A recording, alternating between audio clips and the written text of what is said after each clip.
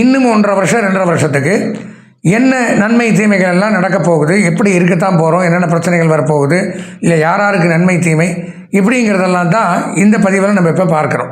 அப்போ அந்த பிரச்சனைன்னு ஒன்று வந்தால் அதற்கு ஒரு தீர்வு அப்படிங்கிறது ஒன்று வேணுமா இல்லையா? வெறும் ஜோதிடராக இருந்துட்டு நான் உங்களுக்கு பண்ண வேண்டிய கடமை அப்படிங்கிறது இத்தனை ஆண்டுகள் ஜாதகத்தை படித்து, வேதங்கள் படித்து, சாஸ்திரங்களை படித்து அதை நான் தீர்வு உங்களுக்கு இந்த பிரச்சனைக்கு தீர்வு கொடுத்தா தான் அதுக்கு ஒரு நன்மை அப்படிங்கிறது உண்டாகும். அதுக்காகத்தான் நான் இருக்கேன். வாங்க நிகழ்ச்சிக்குள்ளே போய் பார்ப்போம். அந்த பதிவை பார்த்தீங்கன்னா அதுக்கு தீர்வு கிடைக்கும், அதிலிருந்து விடுபடலாம். மேஷ ராசி முதல் ராசி அதுதான். அஸ்வதி நட்சத்திரம், பரணி நட்சத்திரம், கிருத்திகை நட்சத்திரத்தில் பாதி. இதில் பிறந்தவர்கள் மேஷ ராசியில் பிறந்திருக்கீங்க. அப்படி இருக்கக்கூடிய தங்களுக்கு கோச்சார பலன்கள் அப்படிங்கிற வகையில் நான் சொன்ன மாதிரி சனி பகவான் தற்சமயம் எங்கே இருக்கார் அப்படிங்கிறத பார்க்குறோம். சனி பகவான் இருக்கக்கூடிய இடம் அப்படின்னு பார்த்தீங்கன்னா உங்கள் ராசிக்கு அப்படியே பின்னாடி 12ஆம் இடம் மீனத்தில் இருக்கார். 12ஆம் இடம் அப்படிங்கிறது எதை குறிக்குது? விரயஸ்தானம் அப்படின்னு சொல்கிறாங்க.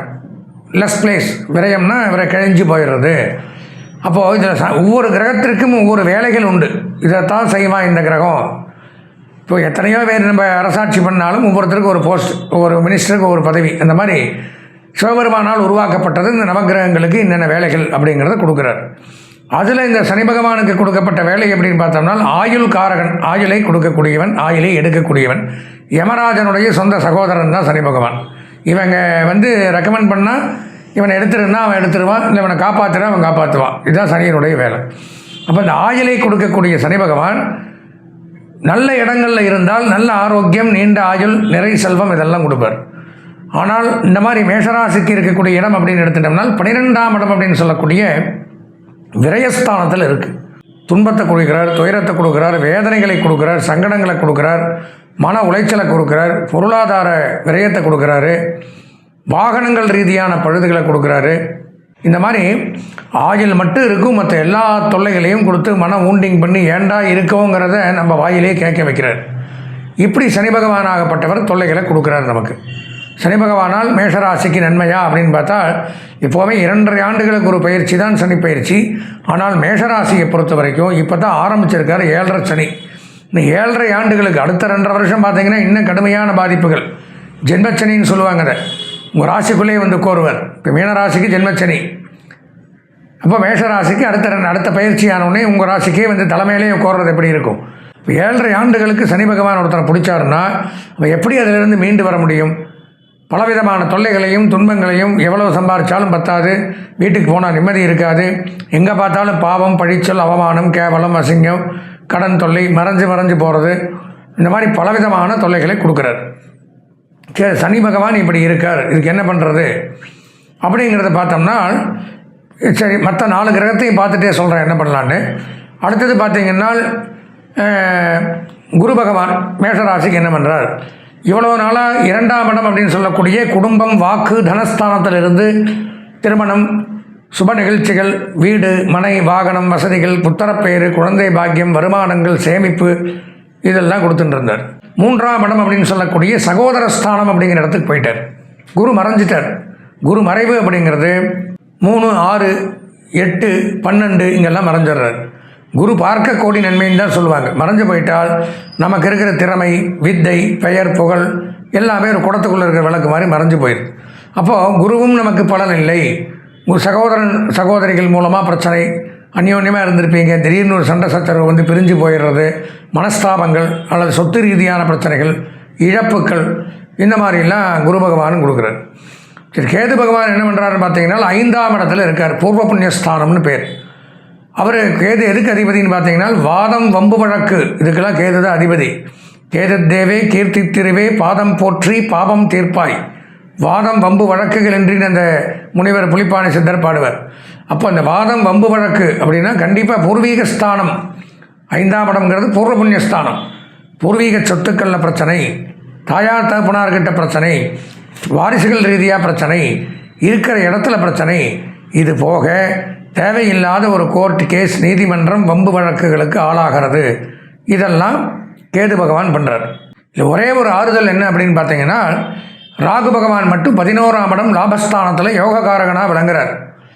ராகு பகவான் நன்மையை செய்கிறார், திடீர் யோகத்தை கொடுக்குறார். இந்த 1.5 வருஷம், அதாவது 1.5 வருஷம் ராகு பகவான், அதில் 1 வருஷம் இருக்குது, 6 மாதம் கிட்ட முடிய போகுது. வரக்கூடிய இந்த 1 வருஷத்தில் பார்த்தீங்கன்னா ராகுவால் முடிந்த நன்மையை செய்வார். திடீர் யோகத்தை கொடுப்பார், திடீர் அதிர்ஷ்டத்தை கொடுப்பார், திடீர்னு ஒரு எதிர்பாராத ஒரு லாபத்தை கொடுக்குறாரு. இது என்னதான் ராகு 1 வருடம் நமக்கு நன்மையை செய்தாலும் செய்கிறார், இல்லைன்னு சொல்லலை. ஆனால் அவர் ஒருவர் தான் நல்லவனாக இருக்கார். மீதி இருக்கிற சனி சரியில்லை, குரு சரியில்லை, கேது சரியில்லை. 4 பேரில் 3 பேர் நம்மளை அடிக்கிறான். ஒருத்தன் எப்படி காப்பாற்ற முடியும்? அவனால் முடிஞ்சதை செய்வான். அப்போ என்ன பண்ணணும் அப்படின்னு பார்த்தீங்கன்னா, இந்த கெட்டுப்போன 3 கிரகங்களும் நம்மளுடைய சுயஜாதகம்னு ஒன்று இருக்கும் எல்லாருக்கும். இது கோச்சாரமாக நான் இப்போ சொல்கிறதுங்கிறது முதல்ல சொன்னேன். பொதுவான பலன்கள் மேஷராசியில் நீங்களும் இருக்கலாம், நானும் இருக்கலாம், அவங்களும் இருக்கலாம், எங்களை பார்த்துட்டு இருக்கிற யார் வேணாலும் மேஷராசியில் இருக்கலாம். ஆனால் சுயஜாதகம் அப்படிங்கிறது எனக்கு தனியாக இண்டிவிஜுவலாக இருக்கும், உங்களுக்கு தனியாக இருக்கும். இப்படி ஒவ்வொருத்தருக்கும் விதவிதமாக இந்த நேரத்தில் நான் பேசுகிற இந்த டைமில் ஒருத்தர் பிறந்தான்னா அவனுக்கு இப்போ இந்த காலச்சக்கரத்தில் 12 ராசிகளில் இந்த 9 கிரகங்கள் எங்கெங்கே சஞ்சரிக்குதோ அது அவனுக்கு சொந்த ஜாதகம் அப்படிங்கிறத எடுத்துக்கணும். அந்த சொந்த ஜாதகத்தில் இந்த 3 கிரகங்களும் சனி, குரு, ராகு, கேது இந்த 4மே வச்சுக்கலாம். இந்த நல்லது பண்ணாத 3 கிரகம் சனி, கேது, குரு, இவங்க அனுகூலமான ஸ்தானத்தில் இருக்காங்களா அப்படிங்கிறத முதல்ல தெரிஞ்சுக்கணும். அப்போ இந்த லக்னத்தில் இருந்து 3ஆம் இடம் அல்லது 6ஆம் இடம் 11வது கட்டம் அப்படிங்கிற இடத்துல சனி பகவான் இருந்தால் இந்த 7.5 சனி உங்களை அதிகமாக பாதிக்காது. அப்படி இல்லைங்கிற பட்சத்தில் அன்றில் இருக்கிற சனியும் பாதிக்கும், இந்த கோச்சார ரீதியாக பொதுவாக மேஷராசிக்கு உண்டான சனியும் பாதிக்கும். அதே மாதிரி தான் குரு பகவான் எடுத்துட்டோம்னா 2, 5, 7, 9, 11 இந்த மாதிரி இடத்துல இந்தந்த கட்டத்தில் இருந்தால் அனுகூலம். இதில் கோச்சாரத்தில் ஓரளவு பாதிப்பை கொடுத்தாலும் அதில் நன்மை செய்வார். அப்போ ஒரு ஈக்குவல் ஆகிக்கும். இந்த ராகு கேதுவும் அப்படித்தான் 3, 6, 11.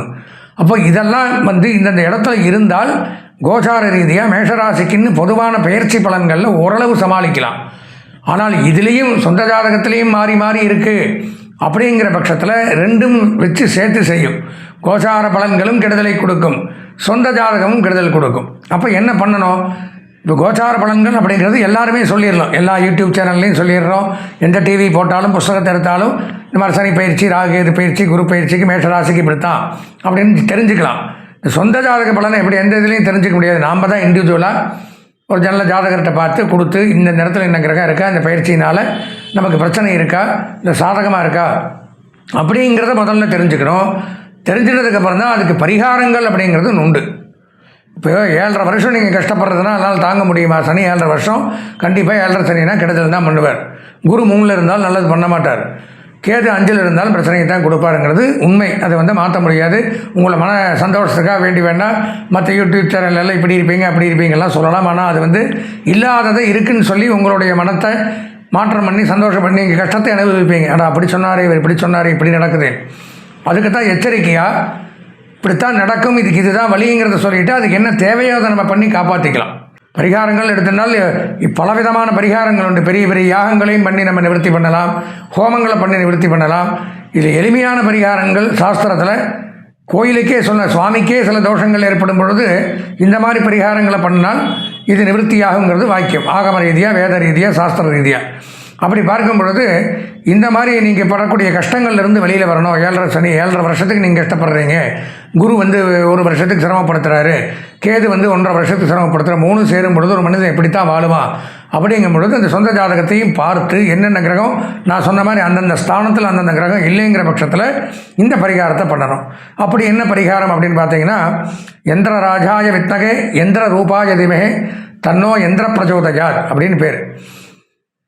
யந்திரம் அப்படின்னாலே பார்த்தீங்கன்னா இழுத்து நன்மையை கொடுக்கக்கூடியது. அதாவது யஹா திராதி, திரம்னா மந்திரத்திலேருந்து பாதி வர்றது யந்திரம். மனசா திராய தீதி மந்திரம், புரிஞ்சுதுங்களா? மனசில் நினச்சி எழுதுறது தான் யந்திரம். என்ன யந்திரம்னு பார்த்தீங்கன்னா யந்திரத்தை 3 விதமாக பண்ணலாம். அதாவது அதில் பீஜாட்சரங்கள்னு பேர். நமக்கு என்ன பிரச்சனையோ அதற்கு என்ன சுவாமி நமக்கு அனுகிரகம் பண்ணமோ அதனுடைய மூல மந்திரத்தை தங்கத்தகடில் எழுதலாம், வெள்ளித்தகடில் எழுதலாம், காப்பரத்தகடில் எழுதலாம். இதில் எழுதி அந்த எந்த சுவாமியினால் சனி 7.5 வருஷம் பிரச்சனை பண்ணுறாரா அது ஜாதகத்தை பார்த்தா தெரியும். ராகு கேது பிரச்சனையா, வேறு கிரகங்கள்னால பிரச்சனையா, இந்த கடன் தொல்லையா, இவருக்கு திருமணத்தில் தொல்லையா, உத்தியோகத்தில் தொல்லையா, கணவன் மனைவிக்குள்ள தொல்லையா அப்படிங்கிறதெல்லாம் ஜாதகத்தை பார்த்து கண்டுபிடிச்சிட்டோம்னா அதற்குண்டான எப்படி நம்ம கும்பாபிஷேகத்தில் பார்த்துருப்பீங்க சுவாமிக்கு அடியில் காப்பர் தகடு தான் வைப்போம். அதில் வந்து சுவாமியினுடைய மூலமந்திரம். மேலே பார்த்தீங்கன்னா விமான கலசம் இருக்கும், கோபுர கலசம், அதுவும் காப்பர். கீழே பார்த்தீங்கன்னா சுவாமிக்கு அடியில் யந்திரம், அது வந்து டவர், இது சிம் கார்டு. இங்கே என்ன பேசுகிறோமோ அது இழுத்து கொடுக்கறது தான் யந்திரம். யந்திரம் எடுத்துன்னா விநாயகருக்கு விநாயகருடைய மந்திரத்தை எழுதுறோம், விநாயகர் வந்துடுறார். சிவன்னா சிவனுக்கு உண்டான மந்திரம். அந்த மாதிரி நமக்கு என்ன தோஷமோ அதை நிவர்த்தி ஆகிறதுக்காக வேண்டி அதனுடைய மந்திரங்களில் உங்களுக்கு என்ன பிரச்சனையோ அதை நான் மனசில் சங்கல்பம் பண்ணி தியானம் பண்ணி ஒரு 12 நாள் கால் மண்டலம் பூஜையில் வச்சு 108 தடவை டெய்லி ஜபம் பண்ணி உருவேற்றி அந்த மூல மந்திரத்தை, உங்களுக்கு ஒரு பிரச்சனை சுதர்சன மந்திரம், உங்கள் சுதர்சன எந்திரம் வைக்கிறேன்னா அவருடைய மந்திரம் ஓம் க்ளீம் சகஸ்ரார கும்பன் நமஹ சுதர்சனாஜ வித்மகே மகாஜ்வாலாஜ தீமகே தன்னோ சக்கர பிரஜோதஜாத். இந்த மாதிரி மந்திரங்களை 108 தடவை உருவேற்றி எந்திரத்தில் சாநித்தியம் பண்ணி இந்த பிரச்சனை இவருக்கு நிவர்த்தியாகணும் அப்படிங்கிறத பூஜை பண்ணி அந்த எந்திரத்தை உங்களுக்கு கொடுக்கும் பொழுது, நான் சொல்கிற இந்த 7.5 வருஷ பிரச்சனையாக இருக்கட்டும், 1.5 வருஷ பிரச்சனையாக இருக்கட்டும், 1 வருட பிரச்சனையாக இருக்கட்டும், பித்ரு சாபம், செவ்வாய் தோஷம், ராகு கேது, கலத்திர தோஷம், காலசர்ப்பம், சந்நியாச தோஷம், நிறையா இருக்குது தோஷங்கள். யோகங்கள் எப்படி இருக்கோ அந்த மாதிரி ஒவ்வொரு தோஷமும் ஒவ்வொரு பிரச்சனையை கொடுக்கும். இந்த பிரச்சனைகள்லேருந்து வெளியில் வந்துட்டோம்னால் நம்ம ஜாதகத்தில் 9 கிரகமும் ஓஹோன்னு பேசும் பொழுது எந்த கெடுதல் சுற்றி இருக்கிறவனுக்கு நடந்தாலும் நமக்கு நடக்காது. நமக்கு அந்த எந்திரங்கிறது கேடயம். அந்த எந்திரத்தை வந்து கேடயமாக நம்ம பாக்கெட்லேயே வச்சுக்கலாம், எங்கே போனாலும் அது கூட வரும். அந்த எந்திரத்துக்கு வந்து தோஷம் கிடையாது. எப்போவுமே தங்கம் வெள்ளி காப்பருக்கு தோஷம் கிடையாது. அது வந்து பாதுகாப்பு தான். நமக்கு எல்லா இடத்துக்கும் புகுந்து போகலாம். நீங்கள் இந்த இதெல்லாம் வச்சுக்க விசிட்டிங் கார்டெல்லாம் வச்சுக்கிறேன் பார்த்தீங்களா, அந்த மாதிரி இதில் தான் இருக்கும். அதை வச்சுன்னு தைரியமாக நீங்கள் எந்த இடத்துக்கு போனாலும் உங்களை வெறுக்கிறவங்க கூட உங்களை பார்த்து வாங்கன்னு பெயர்த்துக்கு முட்டு வசீகரத்து ஜன வசீகரம் தன வசீகரம் ரெண்டையும் கொடுக்கும். நமக்கு போகிற காரியங்களில் வெற்றியை கொடுக்கும். பார்த்தோன்னே நமக்கு ஒரு தேஜஸ், சில பேர் பார்த்தோன்னே வாங்கன்னு கையெடுத்து கும்பிட்ற மாதிரி ஒரு தோணும். அந்த மாதிரிலாம் ஒரு முகப்பொழிவை கொடுத்து நாம் பேசுகிற பேச்சுக்கு எதிரில் இருக்கிறவங்க கட்டுப்பட்டு நாம் நினைத்த காரியத்தை சாதித்து கொள்ளக்கூடிய அளவு அந்த எந்திரங்கள் வேலை செய்யும். இருக்கக்கூடிய தோஷங்களிலிருந்தும் விடுபடலாம். எதிர்பார்த்த காரியங்களையும் அதை கைகூட்டி வைக்கும். அதனுடைய மாற்றங்கள் நிறைய பேர் அனுபவிச்சிருக்காங்க. நிறையா காரியங்கள் நிறைய பேருக்கு சித்தியாக இருக்குது. இது வந்து இல்லாதது கிடையாது, சாஸ்திரத்தில் இருக்கிறது. கோவில்கள்லேயே இதுதான் பண்ணுறோம்.